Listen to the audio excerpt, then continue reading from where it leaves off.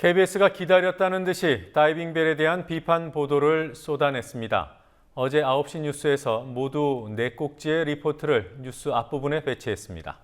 다이빙벨의 객관적인 성과를 무시하고 다이빙벨과 이를 투입한 개인을 깎아내렸습니다.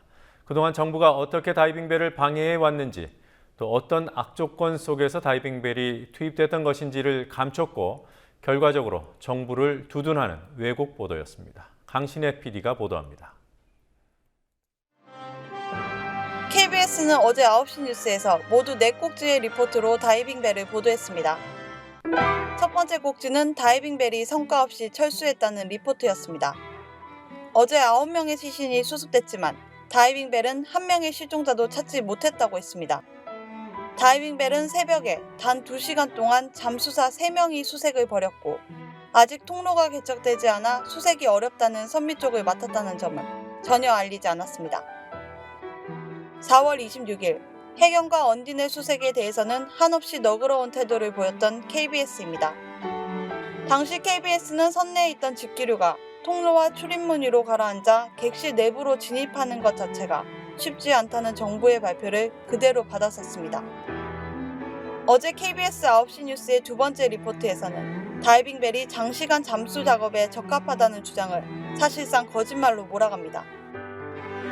이 리포트에서 KBS는 다이빙벨이 해군의 기존 최장 잠수 시간보다 2배 가까운 시간을 잠수해 있었다는 사실도 외면했고 그동안 해경이 선미 쪽에 가이드라인, 즉 유도줄만 어지럽게 설치해 놓아 다이빙벨이 이를 제거해야 했던 사실도 숨겼습니다. 반면 정부가 투입한 무인 로봇 탐색기 ROV가 아무 역할도 못했을 때 KBS는 사고 해역의 거센 물살이 첨단 무인 로봇도 속수무책으로 만들어버렸다며 안타까워했을 뿐 정부 비판은 단 한마디도 하지 않았습니다. KBS의 세 번째 리포트는 왜곡 보도의 절정을 이룹니다. KBS는 다이빙벨 투입으로 다른 수색 작업만 지연됐다고 보도했습니다. 그러나 사실은 정반대였습니다. 해경과 언딘 측의 비협조로 다이빙벨 투입을 위한 준비가 길어졌고 실제 투입이 이뤄진 어제 새벽 다이빙벨은 기존 수색 작업이 이뤄지는 장소와 수십 미터 떨어진 선미 쪽에서만 수색 작업을 벌였습니다.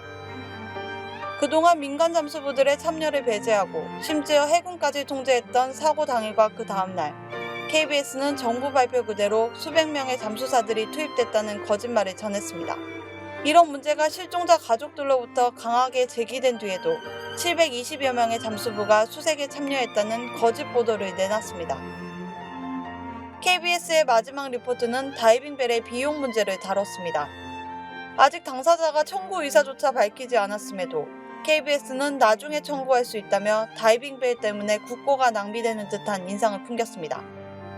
정부의 잘못에는 너그러운 KBS가 사비를 털어 힘을 보태겠다고 달려간 민간인에 대해서 이처럼 집요하게 왜곡 보도를 하는 이유는 그 민간인이 정부를 곤혹스럽게 했기 때문이라는 지적이 나오고 있습니다.